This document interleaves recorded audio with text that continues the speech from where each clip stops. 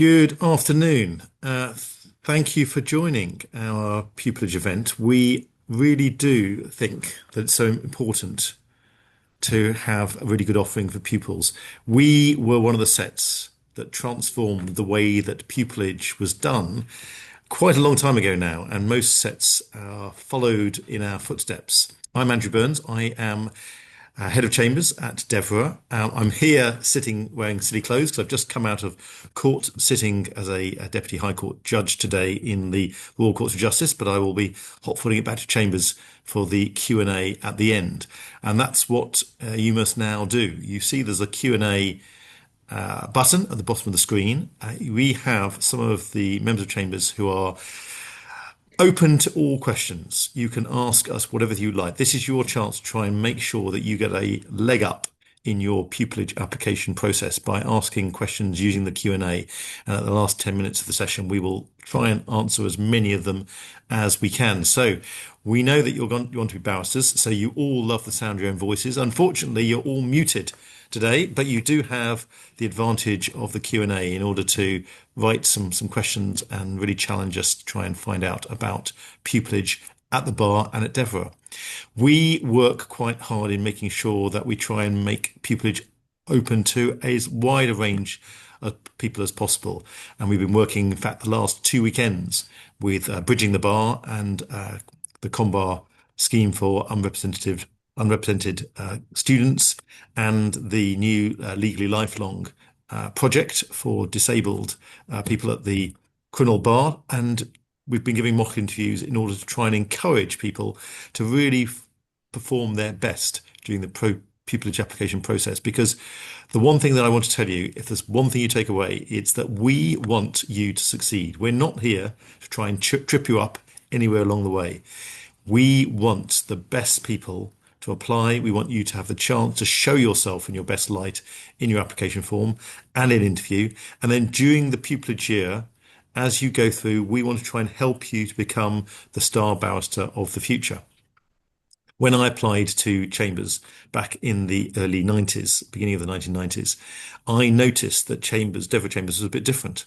It had moved already from its early foundations in 10 King's Bench Walk, when it was a haven for a number of Jewish barristers who at that time felt themselves quite prejudiced and felt they were a bit out of sorts with the bar in general. And the approach of Devereux Chambers being somewhere which is inclusive and ready to take everybody, barristers who are willing to roll their sleeves up and get stuck in with teams, started right back from them. And I remember when I applied, I saw that Devereux Chambers had a female silk, Diana Cotton, QC as she was then, was one, I think, the 8th female ever to become a silk. And there was also a very prominent insurance junior, black insurance junior. And I thought, well, that might be a chambers which takes a grammar school boy with a chip on his shoulder like me. And thus it came to pass that I was given pupillage tenancy at Devereux, and I've been there for my entire career. And it has been the best place to work. When you're choosing, you're not just choosing somewhere to work, you're choosing a surrogate family to be with. And the people at Devereux Chambers are just lovely. I wouldn't say exclusively lovely. Let's not put it that high, but certainly the vast majority are really lovely to be with, and our colleagues and friends that we had a chambers party in my back garden this summer, and we had all of our other halves and our children, and there were games and there were activities and there was a bit of alcohol, and we had a fine time together as a family, not just as working colleagues. So you'll be hearing about the different parts of this chambers and what we do. We will start by Georgia Hicks, who's from the Pupillage Committee, telling you about pupillage and telling you a bit about what the year will be like. Colm will be telling you about our tax team. I think we're now the second biggest tax chambers in the country, having grown from the roots of Ingrid Simler and Timothy Brennan and Alan Moses, from a small tax set to being quite a dominant force in that part of the legal world. Then we'll be going on to look at employment with Jesse and his present pupil, Emily, who's going to tell you a bit about employment and a bit about him being a pupil doing an employment seat here. And then Harry is going to tell you about our personal injury team and the grandeur of Rob Weir, KC, who is one of the best known and most revered silks in the country in that area. And then 10 minutes at the end in which we'll try and answer all the questions that you're now putting in to the Q&A box exactly as I invited you to do so. And my practice is in industrial relations side of employment law, so strikes and industrial action quite significantly in collective claims. But my other part of my practice is in the commercial part of chambers, insurance and reinsurance. And it must be said that there's a number of things that you might think are boring.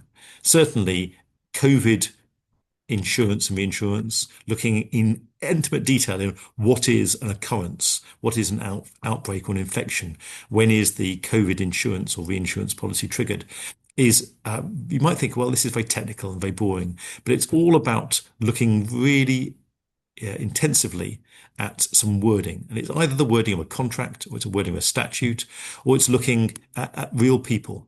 And we were looking at real people's lives when we were looking at those insurance cases. And I did the employer's liability trigger litigation, which looked at whether we could provide insurance payouts for tragic cases of asbestosis and mesothelioma, people who had been affected by asbestos years ago, and without the insurance being analysed by the Supreme Court as it was, they would have nobody to turn to.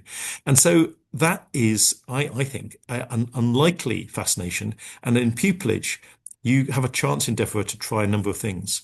And we've spoken to a number of people who think, oh, I don't want to do tax. Think again. We have had a number of members of chambers who absolutely have tried it and loved it.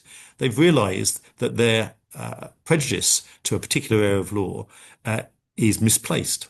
So one of the great advantages of our practice areas and our commercial practice also includes telecoms and arbitrations. And we really can give you the opportunity to practice in one of those four areas: commercial, tax, employment, or personal injury and clinical negligence. And there's a few people that do a couple of other things by the by, but those four areas you will have a chance to do. And you will not know now what you will love best. But during the course of your pupillage year, you'll have a chance to be really good at those areas. And then in your early parts of practice, really choose. So we'll hear about all those in a moment. I think that having the opportunity to have a really inclusive and constructive pupillage where everybody's trying to help you really it gives you a boost like no others. And I've spoken to a lot of people recently, and most have, although it's a terrible year in so many respects, we all look back at it and think there was being under the microscope for such a long period of time is tricky, but we try our very best to make it as tolerable and as enjoyable as possible. And Georgia will tell you all about quite how enjoyable your pupillage year is now. I'll hopefully speak to you later. Thank you, Andrew. My name is Georgia Hicks. I'm acting head of Pupillage Committee along with Laura Bell. So I'm just going to address you on a few things in my 10-minute slot. First, why Devereux Chambers? Then I'm going to be talking through the application process on all the papers and at the panel level, what we are looking for, and then finally the training and assessment you can expect during your pupillage year. So why Devereux Chambers? I mean, Andrew has done a very good pitch with a lot more colour, but I would put it down probably to three reasons if I had to. First of all, it's the range of practice areas, but also with the excellence that you would expect of single practice sets. So we have leading silks in all our main practice areas. That's employment, tax, personal injury / clin neg, and also, as Andrew mentioned, commercial, but our main three being employment, tax, and personal injury. They are complementary practice areas. So obviously they are between employment and personal injury. There's often a lot of crossover. You'd be amazed as well, the crossover between employment and tax. And a lot of practitioners like myself who started in employment and then moved over into the tax practice. So I joined Devereux wanting to be an employment advocate, wanting to go to court as much as possible. And then throughout my years, my practice has become predominantly tax. So it really gives you the opportunity to move around practice areas in that way. But we also have excellence in all the practice areas. So in this year alone, we were nominated for awards in all our core practice areas in Chambers and Partners, and in Legal 500. So just for a flavour, in Legal 500, we had Clinical Negligence Junior of the Year. We had Personal Injury Set of the Year, which we won. We had Personal Injury Junior of the Year, Employment Set of the Year, Employment Silk of the Year, Tax Set of the Year, Tax Silk of the Year, and Tax Junior of the Year. Yours truly. And then we won in the following areas: Personal Injury Set of the Year, Personal Injury Silk of the Year, Pro Bono Barrister of the Year, Jessie, who's sitting on the panel. So we've also had a huge success across all those areas. Second, I would say, as to why Devereux, I would put it down to our rigorous and structured training and assessment process. And I'm going to come on to talk about that in a little while. But we really do put a lot of thought and a lot of resources into making the pupillage year as instructive as possible, as enjoyable as possible in the circumstances, and really as a chance for you to not only improve, but to demonstrate improvement. And we hope that you leave the year feeling that you have come a huge distance, and we want to help you get there. And then third, I would say, along with what Andrew's been saying, it is a happy and welcoming set. And I'm not just saying that because it sounds good. I know the same can't be said of all sets, but it does feel like a family in this Chambers. And I think that is helped and complemented by the fact that we do have different practice areas. So we have all ranges of people doing all different types of law. People aren't competing directly with each other for work. It creates a really congenial atmosphere in Chambers. My roommate and one of my good friends in Chambers is a PI practitioner, and it's really nice to have that sort of cross-fertilization of different practice areas and different personalities and different people. And on that as well, I should add that you just need to look at the range and background of people in our set to know what kind of a broad and diverse set we are. Andrew mentioned the reasons why he applied to Chambers. When I applied to Chambers, one of the main reasons was that Ingrid Simler was head of Chambers, and it was and still is relatively unusual to have female head of Chambers, and she is now, of course, Lady Simler sitting in the Supreme Court. So that was a very inspiring thing to see. But we also take part in many outreach drives and programs, including 100 Black Interns, Bridging the Bar, and there's a whole host of things that we do to promote that, just in terms of who we recruit. Pro bono, as I've touched on, with Jessie winning the Pro Bono Award this year, but we do a lot of pro bono across all the practice areas, including tax. And we are family friendly. A surprising number of people in Chambers have not just 1, 2, but 3 children, which is quite unusual nowadays, but that's because we are flexible. We promote that kind of cohesion. And as Andrew said, we've had Chambers events where whole families are invited, and we recognize that a Chambers is for life. It's not just a job. It's somewhere we hope that you will stay and have a happy life and a happy work-life balance with us. Okay, so moving on to the application process, the nitty-gritty, probably why you are all here. As you probably know, the Pupillage Award for Devereux is £75,000. The first tranche of £20,000 is payable in the BPTC year, and will be paid in 2 instalments, 10,000 in the 1st December and the 2nd in May. We have application through Gateway, like most other chambers. As I'm sure you'll all be acutely aware, this opens at the beginning of January, 5th of January, and closes on the 22nd of January. And as soon as it closes, we start the paper sift. The paper sift is where applications are marked anonymously, so we remove names and all characteristics, and that's just on a blind sift. And then following the paper sift, we have interviews. So the first round interview is held in mid to late March. That is a CV-based interview, asking a series of questions. We ask the same questions to most candidates, small variation, obviously, for the responses that we get, but we try to make them uniform and fair. And then we have final round informal drinks. So after the first round, if you've been successful, you are invited to an informal drinks event in Chambers. And at that drinks event will be a whole host of barristers from all different levels of call there to there to answer, not ask any questions, to answer any questions that you might have about life at Devereux.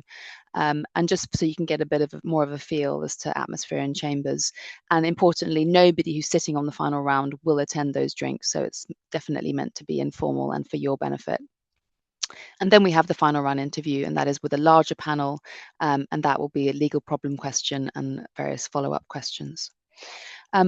in the process in general, certainly on all the interviews and the ones that I've been involved in, which is in most years, we like to put people at ease, in line with what Andrew's been saying about getting the best out of people. We really feel that the interview process is not to trip you up and make you feel intimidated, but really we want you to be happy, at ease. We want to see you at your best. And that applies throughout that process and into pupillage itself. So, penultimate section, what are we looking for? We are looking for people, candidates with the potential to exceed as tenants. We don't want the mediocre, we want the brilliant, and that is irrespective of socioeconomic background, personal characteristics, or anything else. So we want you to think outside the box when applying for us, and don't be put off if you think you are not the usual Oxbridge double first type. We take people from a range of backgrounds with a range of different experiences, including in many cases people who are coming to the bar as a second career or as a bit older. The criteria that we apply include, obviously, very important intellectual ability. So academic qualifications are important, but we don't, we weight those appropriately. And if you score below a 2-1, there is a chance for you to put your extenuating circumstances or produce other evidence of your ability to excel in an intellectual capacity. That will also include things like scholarships and awards. We also assess you on your suitability to chambers practice. So this is really important. Obviously, you're here today, so you're taking some interest, and we are explaining to you exactly what we're like in our practice areas. But it's very important in your application to show that you would want to practice at Devereux. We want to make the offers to the people who are going to accept them, and we also want to know that you are going to be a good fit and that you're fully aware of what we do as a set. We will also consider characteristics suited to a career at the bar, so determination and hard work.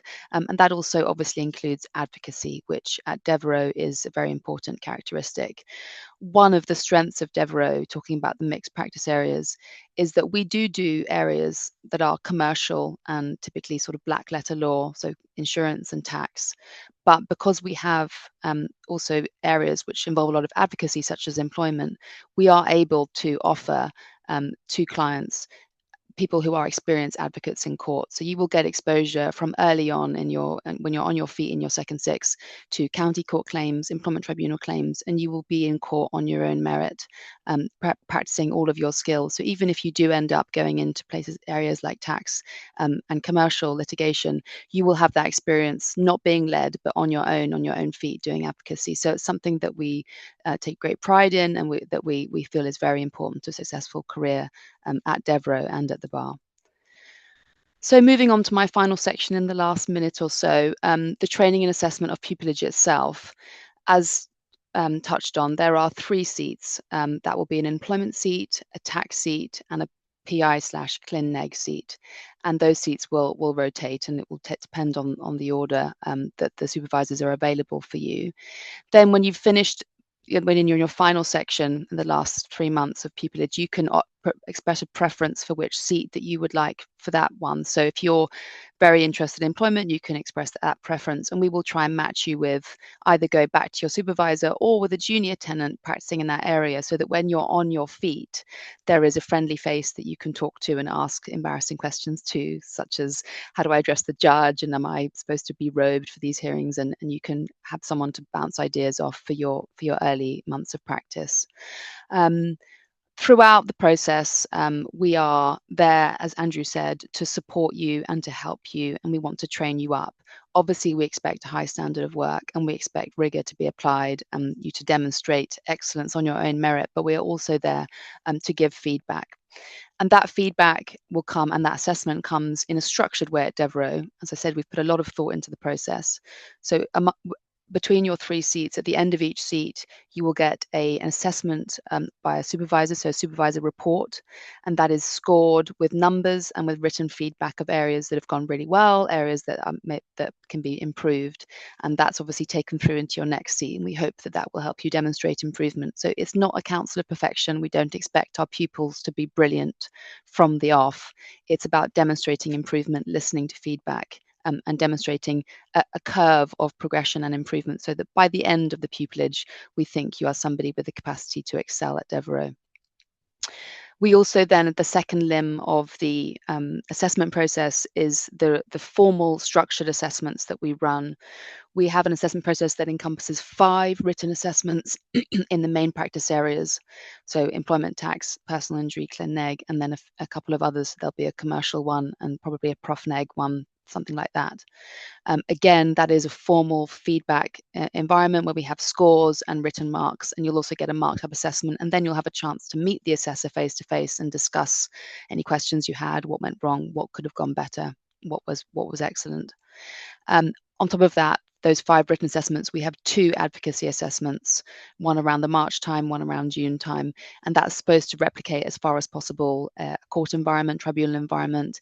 And we have often judges such as Andrew, who's obviously a Deputy High Court judge, but also employment tribunal judges, employment appeal tribunal judges sitting on those panels to give you a real flavour of what it's like, but also to provide good feedback and appropriate assessment. And again, I would just say, in respect of all of this process, we want our pupils to succeed.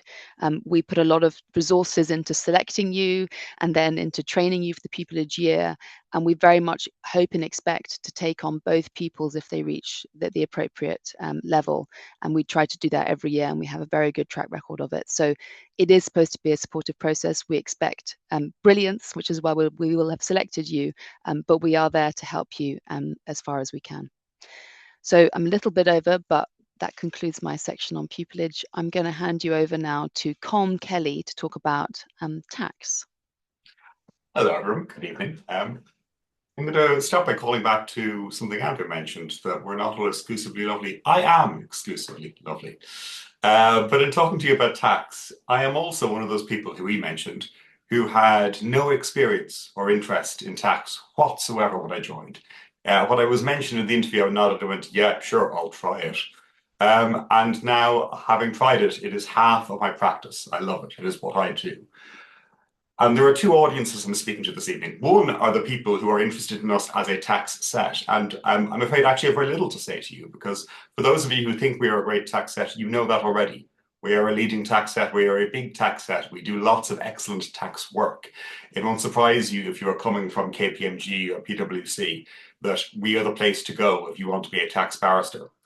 Mainly who I want to talk to is the other audience, the people who are unsure of or skeptical of or unaware of what it is to be a tax barrister. And most of what I want to do is an exercise in distribution, to explain to you that there is more variety and more colour, there is a greater rainbow of life as a tax barrister than you might otherwise have thought to be the case. But starting with what you might expect to be true, and then going through what you may not expect to be true. Starting with what you might expect to be true, I am at the moment working towards a Court of Appeal hearing next Tuesday, where Silken Chambers is leading me, and we are defending a very wealthy man who bought a marketed tax avoidance product, which involved the kind of complex things you might imagine. There was setting up of trusts, there were grantings of options, there were contracts, there were lots and lots of steps in a moderately complex set of events that meant he magicked up a tax loss that didn't reflect what happened in economic reality. And we're having attempt number 3 at defending the efficacy of that scheme by saying, well, actually, you know, commercially, he didn't really lose anything, but because the statutory scheme is so prescriptive, we do get what we want. And that's the kind of thing people think tax lawyers do, and that is a certain amount of what we do. But defending why that is interesting is it brings in a lot of other things. So I have spent a certain amount of this week thinking about what is the law on gifts? What is it to make a gift? What are the conditions to sell something if you're thinking about a contract of sale? Or thinking more about other cases, what is it to convey property? What does property law involve? What does company law involve? What is a dividend? What is a distribution? All of those kind of questions means that tax lawyers, even when doing very technical things, have to be everything lawyers. So there is a lot of interest even at the very technical, schemey, sending money in a circle but magic hung up a tax loss kind of work. So that is interesting in any event. But let's go on and think about the other things that you may not appreciate immediately are tax lawyer things. So the favorite example I always give when I do events at things like pupillage fairs are, you know, biscuit versus cake. Jaffa cakes, are they a biscuit or are they a cake? Or more recently and relevantly, a colleague of ours has had in the first tier tribunal and the upper tribunal a case which centered around the devastatingly important question of when Walkers sell their Sensations poppadoms, which are about that big in a packet, is that a poppadom or is it crisp? And that obviously keeps all of us awake at night with its importance. And it is similar to the kind of thing I've been talking about in that it involves a question of statutory interpretation. There is a statutory regime they are applying. There is case law that tells them how to approach that regime. But when it comes down to it, you are thinking about where does it sit on the supermarket shelf? How is it marketed? How does it taste when you actually put it in your mouth? And I kid you not, these judgments involve tasting notes from the judges as they say, well, this mouthfeel is very like this or that, or A or B. And that is still tax law, hilariously. There is an excellent tax blogger, I suppose, called Dan Nidal, who says that any sufficiently closely articulated VAT rule is indistinguishable from satire. Which is unfortunately true. But that is an aspect of what tax lawyers do and may not be an expected one. But then flipping to the more extreme and serious end of the spectrum is fraud. So people do bad things that interact with tax law. They are not honest at times, unfortunately. And this keeps us tax lawyers all in income. So to take a recent example, I did a case against a colleague of mine in Chambers, a very nice silk in Chambers, where his client was said to have participated in a chain of interactions within which there was fraud. Someone had run away without paying the VAT on a supply that would have attracted VAT. And the revenues case was that, well, she either knew or should have known that was going to happen. And we set out to prove it. Now, unfortunately, I didn't succeed in proving that. My colleague, David, succeeded in saying for her on her behalf that we hadn't come up to the mark. But that kind of work, which is a mainstay of indirect tax, is the closest thing you'll come as a tax lawyer to actually being a criminal lawyer. You are setting out to say to someone, you are dishonest, you are lying. I'm going to prove it to you. And the consequence of that being, you owe more or less VAT. So not an obvious thing that is a tax lawyer's job, but is very interesting. We've taken on people in the last few years as lateral hires from sets with criminal sets, where they started out as criminal lawyers, hacks down the Bailey, and they have transformed into people who are tax lawyers and who have come to us, but they still display the same kind of skill set. So it's very evidence-focused and honesty-focused. Going on from that, another area that may be less obvious is something like the interaction with employment, which Georgia mentioned. So loads of the tax lawyers in Chambers are also employment lawyers. And that has a huge advantage because a very fruitful area of litigation for both the revenue and the taxpayer in the last few years has been employment status. And whether that's in the IR35 context, which is a specific statutory regime, or just are you an employee or are you not? The Uber drivers, for example, have very significant tax consequences. And what that means is you are having a fight about concepts like mutuality of obligation and control, these things that exist in the realm of employment law, but tax lawyers have to become familiar with. And obviously we do that area par excellence, because there is not any other set where you have the overlap between people who do tax and employment. Again, a very interesting area, but not an obviously tax area. And then finally, a non-obvious tax thing, but nevertheless a big area of work for us, is judicial review. So in the last few years, I've spent more time than I thought I would acting for the revenue and explaining why their decisions were rational, or, for instance, one example did not involve a secret and covert and entirely concealed policy to deny taxpayers access to a certain thing. It turns out that the revenue as a public authority making decisions can do things rationally or irrationally, and taxpayers will take the opportunity to say, well, forget about the actual substantive tax liability. What I'm really interested in is you, Mr. Tax Inspector, who have made this decision. I think you didn't take account of relevant considerations, or I think you were effectively so dumb that you were irrational, and I will sue you on that basis. And it's a fascinating opportunity to dust off what was, for me, several years distant undergraduate concepts of, oh, what is all this admin law stuff about again? So suddenly you find yourself looking at concepts that are, again, many years distant, including human rights ideas that aren't obviously what tax lawyers do, but it turns out in reality is quite a lot of what we do. So the overarching message I want you to take from this is that there is more to tax law than what you might initially think. Because what I'm always trying to do when I give these speeches is sell people on the idea and the area. And then the final thing Reverend said at the beginning is, if you can't add up, don't be worried. You are not going to be an accountant. I have never added A to B in being a tax lawyer, and fingers crossed I never will, but that is not your job. At base, you do exactly what any other barrister does. You look at statute, you look at the common law, you stand up and you convince a judge. Your job is not to be an accountant, and no one will ever ask you to do that. And if you've never done tax law, don't worry about it. I hadn't done tax law, and I came here and I loved it.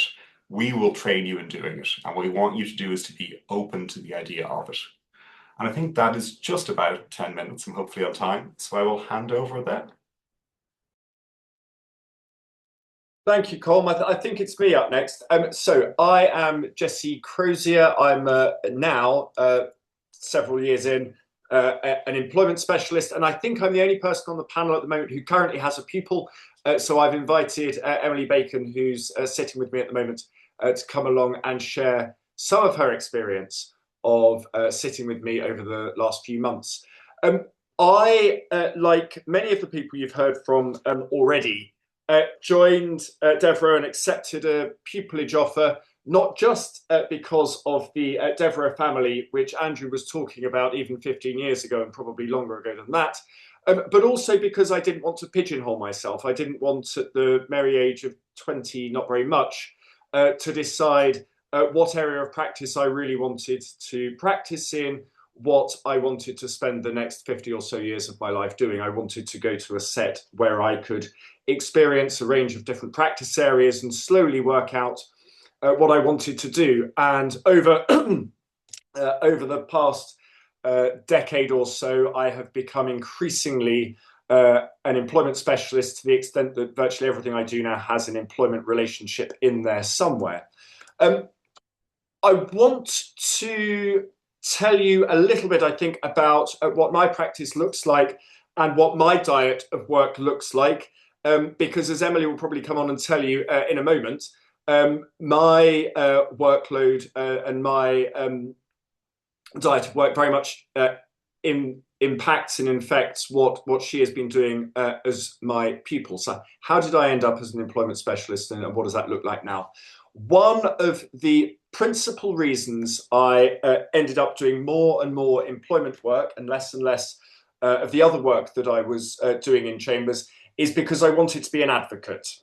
And an enormous part of what drew me to convert to the law in the first place, and then to do the bar vocational course, as it was then called, and then to want to practice at the bar, was the opportunity to be an advocate. And very early on in your practice as an employment specialist, you will find yourself running cases led or on your own, cross-examining, arguing appeals, and so on. And I just want to offer you two little neat examples of that. My last pupil, pre-Emily, Alex Fernandez, who has now been in chambers for just over a month, is in the middle of, I think, a week-long trial fighting a case on behalf of a consultant ophthalmologist against his former NHS trust.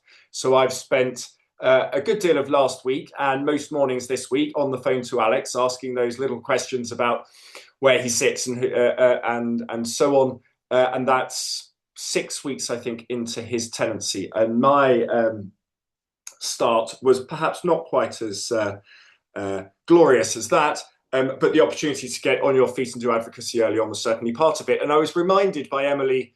Emily was helping Harry Sheehan out on an appeal in the EAT a few weeks ago, and she reminded me of my first appeal, which I think Harry was citing in his case.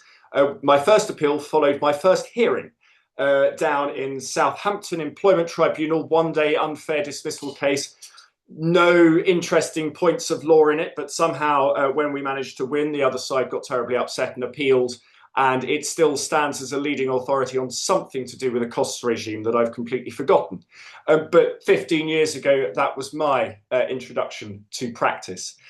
One of the other things I really like about employment law, and one of the reasons I thought I couldn't be one of those pure advocates practicing in crime, is because I do, notwithstanding having a lot of court appearances and a lot of lengthy trials, I get a decent amount of time to sit around and think and cogitate on my papers and advise and work out strategies for my cases and so on. And one of the luxuries of being an employment practitioner is you get lots of court time and lots of lengthy trials, but also lots of time to work out what you're doing in them.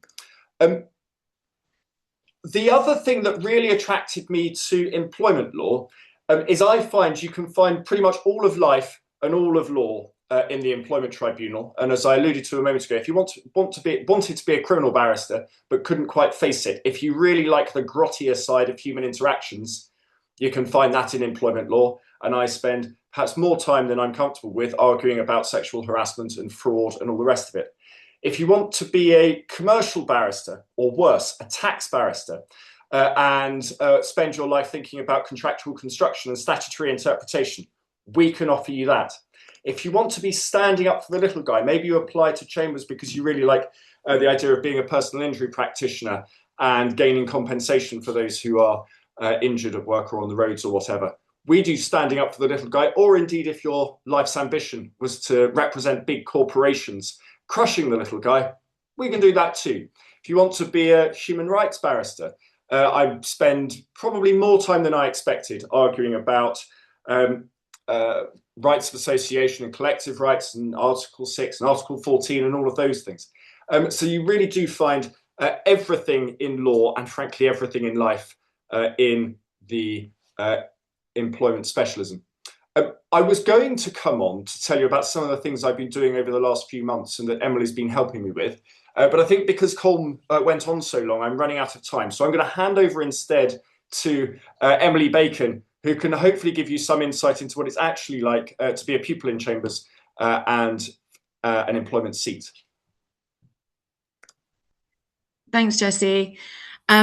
Before I come on to that, I did want to touch on something very briefly that Georgia noted about the pupillage application process, because I'm aware that I, unlike some of the other panel members, I have been in a lot of your shoes very, very recently. So I understand what it's like. And Georgia mentioned that Devereux don't just have people who are Oxbridge double first candidates. And I just wanted to say to reassure everyone that was definitely not my experience. I went to university in America. It wasn't an Ivy League university. It was a very good university and I did very well. So academics are obviously very important, but please don't be disheartened if you are not an Oxbridge double first candidate, because one of the things that I think is really great about Devereux is they do value other things aside from being academically very, very good.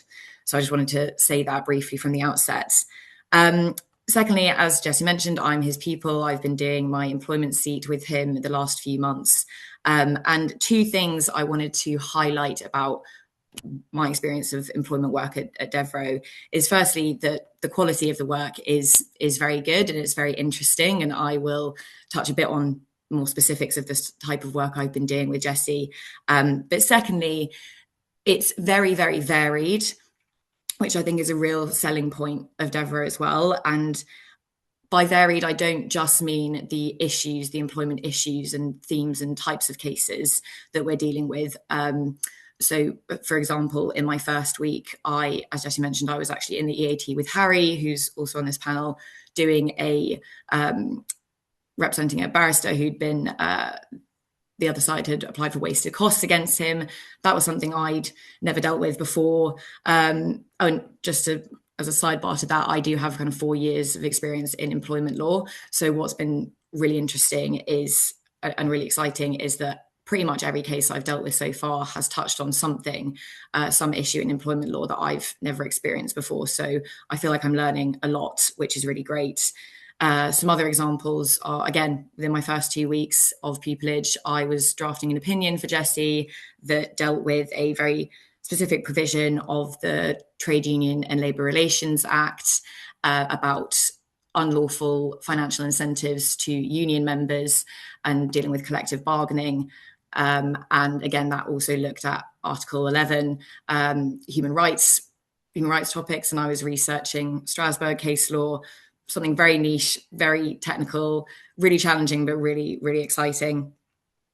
And the other point of varied, so it's varied in employment issues, but it's also very, very varied in the client base. At least Jessie's client base seems to be very varied. It's varied across sectors, so it's not just representing people in, respondents in the financial sector. There's also individuals in kind of tech sector, companies in sports. Last week, Jessie had a trial that was a sex discrimination trial of a female referee against the PGMOL. Some of you may have even seen it in the news. It was all very, very exciting. So that's the type of work that Devereux do is very varied in the employment issues, but also very varied across different sectors. So no day is the same, and that I think is typical of employment law as well. Jessie mentioned that his kind of diet of work is also very balanced between being in court and working on the papers in chambers. That's definitely something I've experienced as well. So that is pretty much everything I want to say on the employment side, as I'm aware of taking up too much time. The only other thing I'll touch on just more about pupillage generally, and again, it's something that the other panel members have already spoken about, but I have definitely noticed that Devereux feels very, very inclusive and very open. I know it seems like I have to say that because of the position I'm in, but I really do mean it. It's really notable to me that a lot of senior members in chambers, specifically Andrew Burns, who you heard from earlier, as well as Rob Weir KC, who you no doubt will have heard of if you're interested in personal injury law. Those are both senior members of chambers that are on my floor that I'm working at and are constantly coming into the office and having a chat. And it's really beneficial to learn from them and feel like I can ask them questions about things. So that will conclude what I have to say about pupillage, specifically employment at Devereux. I'll hand on to the next person. Which I think is me. So I have the privilege this evening of selling Chambers personal injury and clinical negligence practice to all of you. 2 points I want to pick up on just briefly. I did cite Jessie's first appeal. I think I was also appealed the first time I ever appeared in the employment tribunal. People just really don't like it when you win, it seems. Another thing that I have to be clear is that Emily did join me in an appeal for a wasted costs order. That wasn't against me. That's me instructed by the barristers insurers acting on behalf of another barrister. No one has yet criticised me for anything I've done in that case, and long may that continue. But turning to personal injury work, there are, I think, 3 reasons I have why, if you aren't already, you should be interested in doing personal injury work. And the first of those is, perhaps more than any other practice area in chambers or at all, it is, I think, the work that you can do as a barrister that makes the most difference to your individual clients. You are typically dealing with very vulnerable litigants, often with ordinary people, not the wealthiest or most sophisticated in society. And the awards that you obtain on their behalf can make quite phenomenal differences to their lives. And if I run through a few cases of different severity working up, when I was relatively junior, I got an award of £70,000, something like that, for a claimant with a wrist injury. And what that means in real terms for someone who's earning not an enormous amount of money is that she doesn't have to work while she's recovering. She was a claimant with a very significant wrist injury.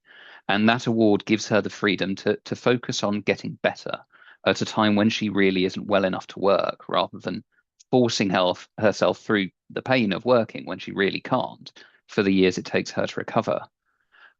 Slightly more recently, I had a client with a nerve injury. We got an award of about £250,000 for him. His injury meant that he couldn't move his fingers. And what that award means to him in practical terms is that he now has these quite extraordinary electronic gloves, which allow him to move his fingers despite the nerves not connecting anymore. So the work that I did on that case means that he can hold a knife and fork now. His wife doesn't have to cut up his food for him. He can go to the pub, buy a round of drinks, and carry it back to his friends.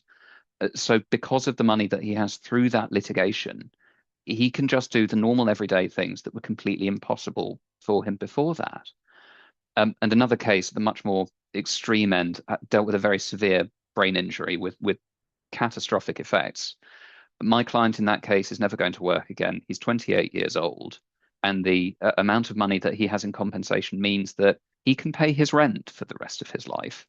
He can feed his family for the rest of his life in circumstances where otherwise he just couldn't do that because he will never work again. On the other side of things, moving away from the numbers, the quantum, and looking at the accidents and the liability side of things, you get some really quite extraordinary cases and some amazing fact patterns in personal injury cases that they can be great fun to get to grips with. And a few examples of those, I had a case that I ran until we settled it quite recently, which was a hunting accident. My client was shot in the chest by the defendant, who apparently thought that he was a fox. But we settled that case. So sadly, I never cross-examined this man on exactly how he thought my client was a fox. That remains a mystery for me. Another one recently, I've had a road traffic accident, very high velocity road traffic accident, which was filmed, I think, on Channel 4's Traffic Cops. So getting my instructions through, I have the normal medical reports, claimant's witness statement, and the full Channel 4 documentary, which my solicitors, I think, have all watched and is becoming a larger and larger part of the case. And another one more recently, specifically because I am an enormous fan of Below Deck for my sins. I have a case in which my client in that case suffered a very serious injury while mooring a boat off the coast of Greece. So having watched hours and hours of people on television saying, oh, that was very dangerous, something bad very nearly happened there, but didn't happen there, I now have the dubious privilege of a case where unfortunately the accident did happen there. I look forward to cross-examining the captain on that boat and seeing whether or not he would fit with the cast of Below Deck. Another thing that I want to make sure that I've covered off is that personal injury cases can give rise to very difficult and very complex areas of law. And I think quite a common misconception is that you're doing a lot of cases with road traffic accidents, you're doing a lot of cases with whiplash injuries. They do get very difficult. They do get very complex. I'm dealing at the moment with a case where my client is a Polish man. He was employed by a Polish company and subcontracted to a German company, and then moved over to England, where he was sadly injured while he was working for the German company. So I have a hearing at the end of next week, I think, to determine whether or not the English courts have jurisdiction for this. One party saying that we should be suing in Germany, one party saying that we should be suing in Poland, and us stuck in England where the accident happens. And that is, I think, no less complex than it would be if it were a large value commercial or banking claim. Similarly, the medical issues in personal injury cases can be unbelievably complex. I'm certainly not in a position to talk about the most complex possible injuries. I'm not senior enough to be there yet. But I have, by way of illustration, I have a child who was injured in a road traffic accident, suffered a brain injury at a very young age. And we are now trying to track through how that will affect the whole of the rest of their lives, given that they had ADHD. And they were always going to struggle at school. And unpiecing what difference it makes that they also have an acquired brain injury on top of the difficulties they would always have faced is very, very hard and taking up an awful lot of my time and my solicitor's time. So that's why I say that you should do personal injury. And to be clear, we cover clinical negligence just as much as we do personal injury. There are some people in chambers who do an awful lot of clinical negligence. There are some people in chambers who don't do any clinical negligence.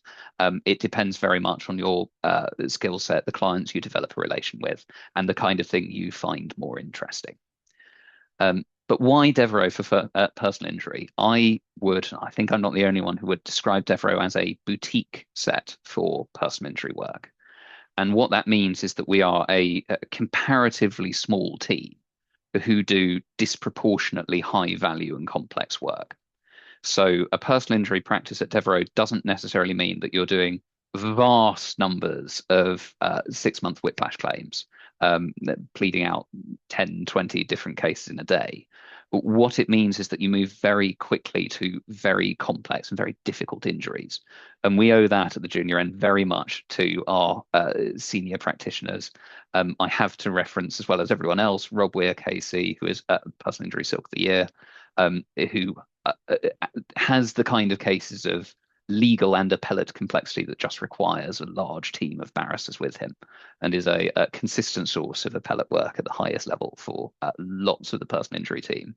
And in the same breath, I have to mention Steve Killerley, KC, and Rob Glancy, KC. There is an amazing cadre of incredibly strong senior juniors and silks and Devereux who bring in the very best work. And what that means is that as a personal injury practitioner, you move very quickly from the simple and straightforward injuries, which are going to resolve, into life-altering, catastrophic cases where your claimants are never going to work again, or who have very significant care requirements or very complex medical needs because of the unusual nature of their injuries. And from my personal perspective, I can say that it's very rare that I'm not against someone who's significantly more senior than me in my personal injury work. On top of that, I'll add that there is an incredibly supportive personal injury team at Devereux. It's a very specific area because it turns so much on knowledge of how these things work. What is your occupational therapist going to say? Do you need prosthetics evidence in this case? And a lot of those things can be quite difficult to find in the textbooks because they're so medico-legal in nature. They've rarely gone to the High Court. They're things that people have worked out in practice. And it's invaluable in those cases to be able to cross the corridor to one of my colleagues, 20 years my senior, and just say, what happens in this case? What happened the last time you did this? So I have a case at the moment where the claimant needs a glass eye. It's an unusual injury, but I was able to go downstairs across the corridor and get recommendations from another members of chambers on visual prosthetics evidence. And it's only because you have such a supportive and collegiate atmosphere that you're able to do that kind of work so quickly and at such a high level. And the last thing that I'll add is that certainly in my experience, there's enormous benefit in having a practice that at least starts out doing some work in other areas. So in employment work, for example, you move to doing very large, very factually complex trials very early on in your practice because they're relatively low value. And that pays enormous dividends when you're doing your high-value traumatic brain injury case. And you know that you've cross-examined hundreds and hundreds of witnesses because you've been doing trial work day in, day out from the day you started. And it just makes you a much better personal injury advocate. And that is a unique benefit of Devereux, which is that there is a cross-section of practice areas that work together in a complementary way to make you the best advocate and the best barrister that you can be later on and further down in your career. I think I've overrun by about a minute, and I'm passing now, I think, to our general question and answer session. I don't know who takes over from speaking. One point that's been asked by a couple of people is our approach to candidates who are older. And I would refer you to the Devereux website and have a look at our most recent pupils. One isn't at the very bottom of the website because we thought his seniority as a former solicitor meant that we could put him at a different place. But actually, you'll see his call 2025, Ashley Greenbank, and he had been a solicitor and retired. So he reached retirement age as a senior solicitor in tax, and yet came and we welcomed him to do pupillage here. And our most recent tenant, Alex Fernandez, if you look at his bio on the website, you'll see that he worked as an accountant in the Big Four accountancy for over a decade before changing and moving to Devereux. So we absolutely do embrace. What we've got to be careful of is making sure that somebody like Harry, who applied straight out of university, isn't overlooked because we have candidates who have so much experience. And Harry is a great example of somebody who applied to Chambers straight out of university with potential. We saw that potential, we harnessed it, and it came good. So we try and look Colm, less of that. I saw that. So we have to always remind ourselves to look for all types and varieties, not just look people like us. And another question is, how do you stand out in an interview? I always say to people, try and tell a story, both in your application form and in your interview. Barristers don't really like lists. They don't think that lists give good evidence of talent as a barrister. Whereas if you can tell a little story about yourself, which sets up first a challenge that you faced, second, you raise the jeopardy of how important the challenge was, and then third, you show how you heroically resolved the jeopardy and the challenge. And if you could turn each of your mini pupils, working for a bar, working volunteering work in a club, if you could turn each of those, rather than listing what you did, into a, while I was working in a club, I had this challenge. It was really important and really difficult, and I had to deal with it. And I did this, and everybody was delighted.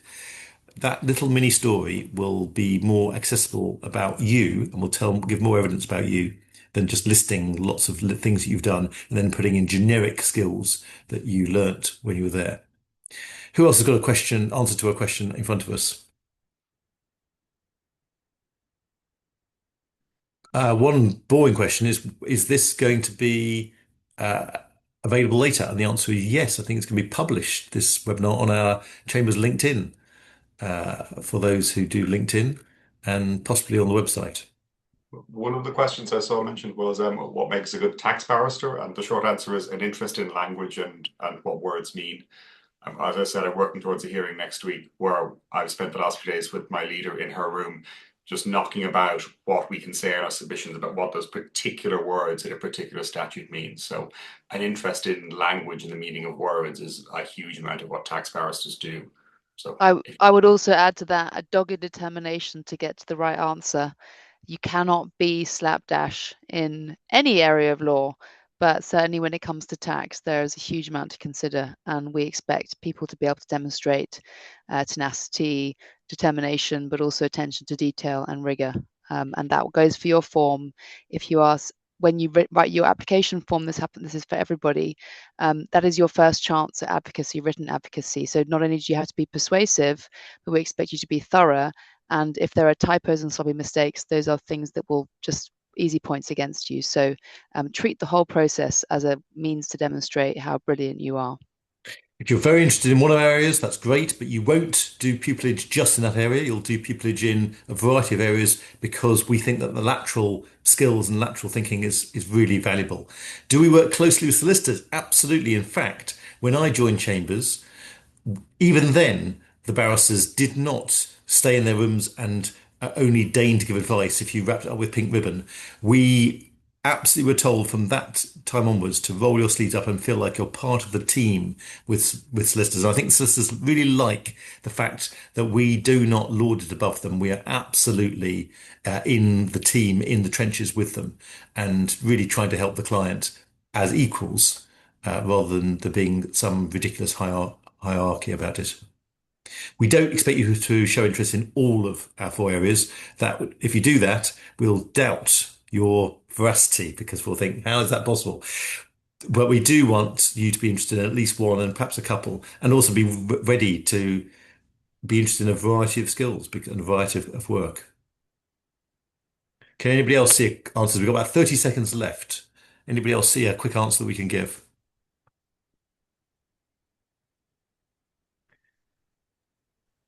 Well, let's just say this. Some of the questions are been answered already. Thank you very much for joining us. We really want the best people to apply and make sure that when you're doing your application, you tell a story which tells the best of yourself. You have to spend your career advocating for other people. You have to spend your career polishing what could be a quite average case and make it shine for the judge. In now, what you have to do is polish your application forms, make your applications shine.